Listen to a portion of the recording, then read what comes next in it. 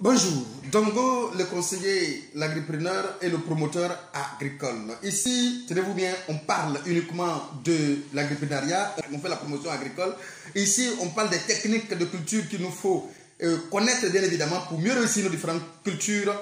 Voici notre centre d'intérêt. Si vous êtes la première fois sur cette chaîne, bien évidemment, abonnez-vous et cliquez sur la note de notification parce qu'effectivement, on va vous donner beaucoup plus de contenu, beaucoup plus de vidéos qui vont vous permettre de maîtriser déjà dans l'esprit toutes les cultures. C'est beau de rentrer sur une parcelle et dire regarder la verdure, mais aussi il est bon de savoir ce qu'on fait, de maîtriser étape par étape ce qu'on fait avant d'aller sur la parcelle. C'est pourquoi nous avons décidé de vous expliquer vraiment de manière très claire toutes les techniques qu'il vous faut avant d'aller sur la parcelle. Alors, on a commencé maintenant la mise en place de la pépinière. On va continuer. On était sur la partie où on parle de la désinfection. On a fait la désinfection de manière naturelle. On va maintenant procéder à la désinfection chimique. Alors, souffrez que je parle de ce côté parce que tout simplement, tenez-vous bien, il y a beaucoup de choses que nous négligeons parce que tout simplement, on veut faire de l'amalgame entre l'agriculture biologique et l'agriculture conventionnelle. Bon, je ne vais pas rentrer dans ce jeu parce que ce n'est pas mon objectif d'ailleurs. Je vous dis ce qu'il faut faire pour sortir un résultat. C'est ce qui m'intéresse d'ailleurs. Bon, je sais que beaucoup sont ceux qui sont adeptes de ce qu'on appelle l'agriculture biologique. Nous sommes tous dans l'agriculture biologique, mais parfois il faut être réaliste. Il y a des choses qu'il faut connaître effectivement dans l'autre agriculture conventionnelle pour mieux réussir cette agriculture-là. Lorsqu'il s'agira de parler d'agriculture biologique, on va parler d'agriculture biologique. Alors, nous allons maintenant parler de la désinfection de la planche avec les produits chimiques. Il faut savoir que dans un premier temps, il y a les parasites de sol que nous pouvons rencontrer et que nous pouvons observer le plus souvent, qu'on peut rencontrer le plus souvent dans la mise en place de notre pépinière. En l'occurrence, c'est les nématodes qui font toujours ravage dans nos différentes pépinières avec les boules, les différentes boules que nous observons le plus souvent. Lorsque la plante refuse de grandir, à un moment donné, la plante est rabougrie, semble avoir des difficultés pour sa croissance. Et le plus souvent, essaie de déterrer, vous allez voir, il y a des boules qui se forment sur les racines, qui empêchent effectivement la racine de capter les aliments nécessaires, de capter de l'eau. La plante va être chétive et du coup, ne peut pas croître correctement parce que ne s'alimentant pas correctement, la plante ne pourra en aucun cas croître correctement, effectivement. Alors, déjà, il faut déjà commencer à trouver une solution à ce problème en faisant quoi? En essayant d'éviter que ces vers de nématodes, ce sont des vers de nématodes qui sont tellement petits qu'on peut voir qu'avec le microscope, pour ne pas que ces vers-là puissent se fixer déjà depuis le départ aux racines et empêcher la plante de s'alimenter correctement. Mais attention, si vous récupérez la plante avec un ver de nématode, cette ver de nématode ne mourra pas, va continuer son activité là où vous allez transplanter votre culture. Du coup, une fois la plante sera en train de tenter de croître, il y a ce ver-là qui va l'empêcher de croître correctement. C'est comme un enfant qui a des vers. Du coup, l'enfant mange beaucoup, mais il ne grossit pas. Ici, c'est le contraire. Malheureusement, la plante n'arrive même plus à manger parce que ces vers-là empêchent la plante de manger. Et effectivement, parce que tout ce que la plante mange, ces vers-là récupèrent ça carrément et empêchent vraiment cela de circuler dans la plante pour son développement. C'est pourquoi il est important d'avoir un nématocide. Et le nématocide que vous allez avoir ici, c'est effectivement le nématocide de votre choix en fonction de votre pays, là où vous êtes actuellement. Si vous avez un nématocide qui n'est pas ici, que je vais citer ici, ce n'est pas un problème, bien évidemment. Donc, quand vous partez dans les magasins phytosanitaires, vous demandez un nématocide pour faire une pépinière de culture maraîchère, je pense qu'ils vont vous prescrire un nématocide nécessaire pour votre culture. Mais ici, nous allons vous conseiller le diafuron, qui souvent que nous utilisons. Le diafuron, c'est un nématocide pour les cultures maraîchères que nous utilisons aussi. Donc, ce sont des nématocides, effectivement, ce sont des produits qu'on épand sur la planche, sur notre planche que nous allons déjà bien établie, la planche bien établie où on a pris soin de fait la mode de terre, de faire la planche à raison de 15 cm de hauteur, effectivement. Et nous allons maintenant mettre notre produit et nématocide à raison de 10 grammes par mètre carré. 10 grammes par mètre carré. Cela va déjà éliminer tout ce que vous avez comme nématode dans votre sol déjà avant la mise en place de votre culture. Alors, le plus souvent, pour éviter un certain nombre de problèmes fongiques autour, vous pouvez bien évidemment utiliser aussi les fongicides. Ici, comme fongicide, bien sûr, publicité gratuite, bien sûr, on peut utiliser les, comme Banco Plus, Maneb, Ivory, Pisco, tout ça qu'on peut trouver à Calivoire, bien évidemment. Alors, vous prenez, en fonction de votre produit que vous avez acheté, vous allez prendre 40 ml que vous allez déposer, verser dans 16 litres d'eau et vous allez arroser votre planche tout simplement. Cela va déjà sécuriser votre planche de tout ce qui est comme problème fongique.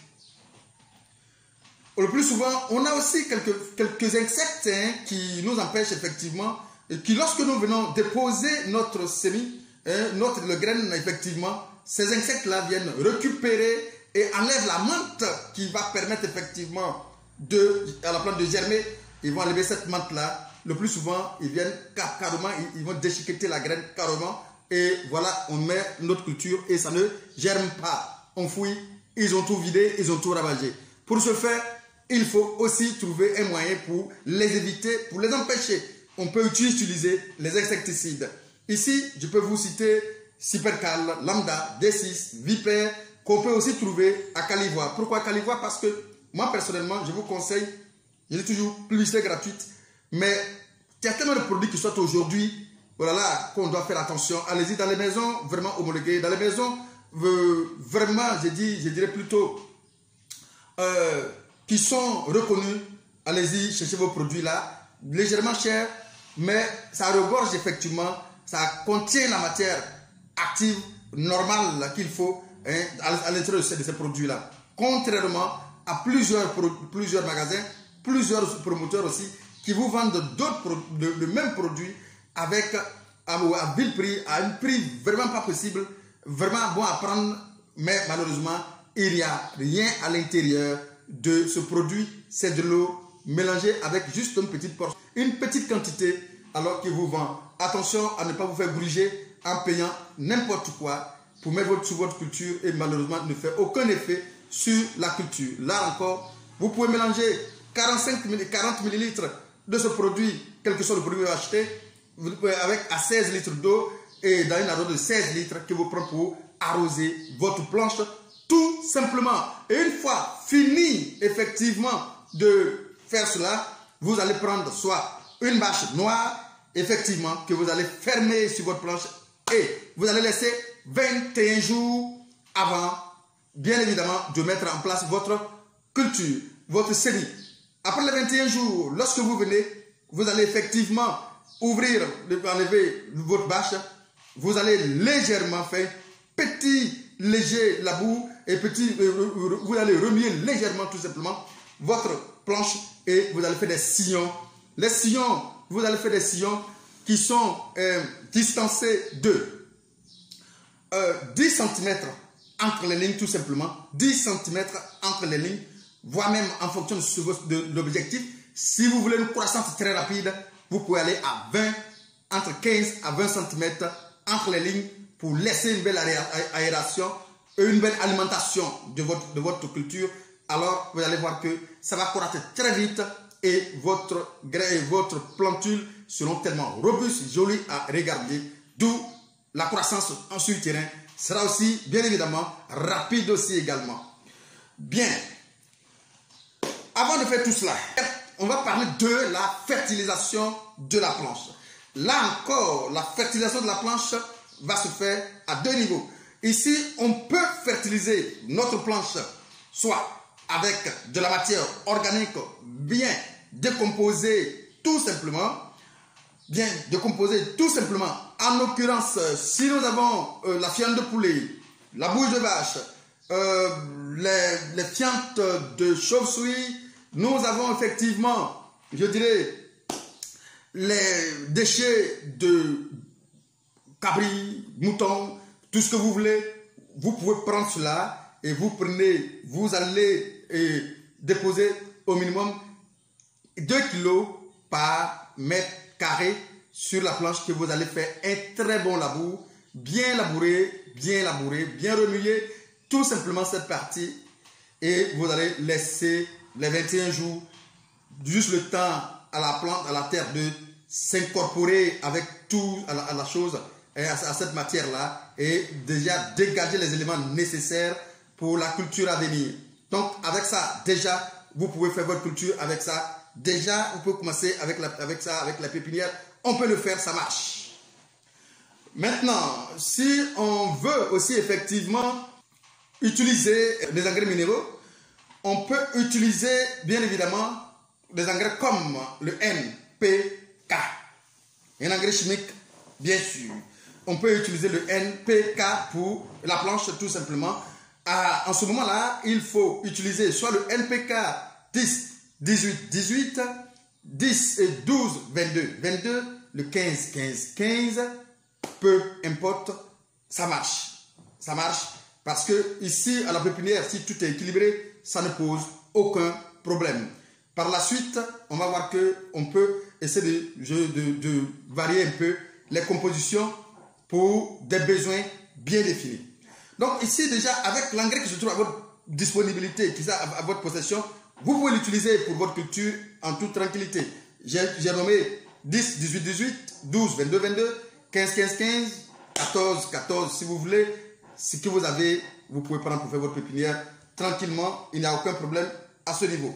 Mais il faut l'utiliser à raison de 10 grammes au mètre carré. 10 grammes pour 1 mètre carré. Et après tout cela, tout ce que je viens de citer, que ce soit l'application des insecticides, des nématicides, des fongicides et de l'engrais, des engrais de fond, tout ça se fait le même jour. Et c'est après cet ensemble d'activités que vous allez maintenant fermer votre planche, soit avec une paille, soit avec une polyéthylène noire, un film de polyéthylène noir que vous allez laisser tout tranquillement. Vous allez laisser tranquillement le temps à cette partie d'être vraiment désinfecté et être propre pour attendre effectivement votre semis à venir.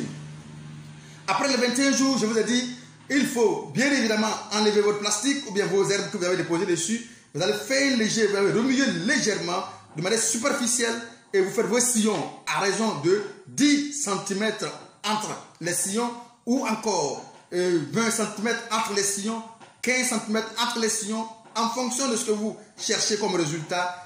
Et vous allez mettre maintenant vos graines de manière fine entre les sillons tout simplement. Mais on peut vous conseiller de faire des pokés d'environ 4 cm entre pokés. Mais il faut être vraiment quelqu'un qui a le sang-froid pour être un pépiniériste. Il faut être vraiment de sang-froid. C'est très important. Ça ne se fait pas avec beaucoup de bousculade. Il faut avoir le sang-froid pour déposer les choses comme il se doit. On peut le faire aussi avec les alvéoles. Si vous avez les alvéoles, on peut le faire avec les alvéoles. Là, c'est encore précis. Mais ici, nous parlons de l'agriculture en pleine terre qui se passe au champ. Bon, c'est pourquoi il faut parler des alvéoles. Mais celui qui a les alvéoles, tout simplement peut l'utiliser pour effectivement faire son travail. Une fois sémé, je souligne au passage que pour 1 hectare, il faut bien évidemment 300 grammes de semis. 300 grammes de semis pour 1 hectare de choux. 300 grammes de semis, mais pour celui qui a fait la pépinière avec beaucoup d'applications, les 300 grammes, ne veut pas utiliser tous les 300 grammes, hein, bien évidemment, attention. Voilà, il faut le savoir. Bon, maintenant, une fois vous allez faire tout cela, vous allez maintenant, vous avez bien évidemment finement faire cela, vous mis votre graine dedans, dans vos sillons, vous allez maintenant fermer votre planche. Pour ce faire, il faut prendre soin de couper les morceaux de bois que vous allez déposer aux extrémités Tout ça, en réalité, vous avez vu ça dans mes vidéos. Hein. Mais j'aimais quand même ces vidéos-là, ajouter ces vidéos pratiques-là. Hein, je vais les ajouter dans la playlist, de sorte à ce que vous puissiez regarder aussi de manière physique. Hein. Voilà, tout ce que je dis, on l'a fait déjà sur terrain. On a fait déjà dans nos différentes plantations, hein, sur terrain. Vous allez voir ça, hein, déjà, vous pouvez peut-être voir ça facilement. Tout cela sera en playlist. Mais de manière descriptive, voici ce qu'il faut comprendre. Vous allez prendre tout simplement des branches, des morceaux de bois. Vous allez mettre aux extrémités des planches et vous allez mettre de petites branches pour faire les traverses tout simplement. Et vous mettez soit des herbes de manière légère tout simplement. Attention de ne pas trop en mettre pour éviter de les étouffer, pour éviter de laisser de l'air passer. La plante a aussi besoin de l'air pour respirer. Donc de ne pas trop les étouffer, il faut mettre de manière fine juste pour aérer un peu la chose, pour permettre à la plante de vite germer.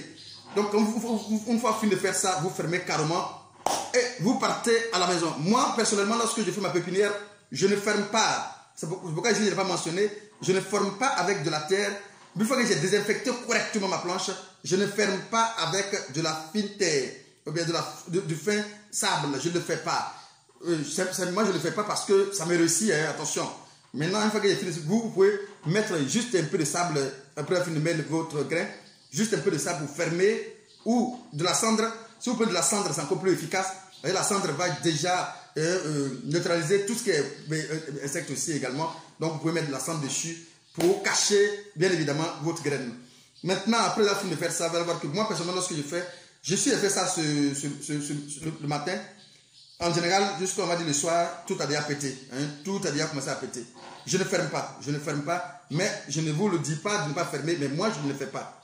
Je ne le fais pas. Voilà.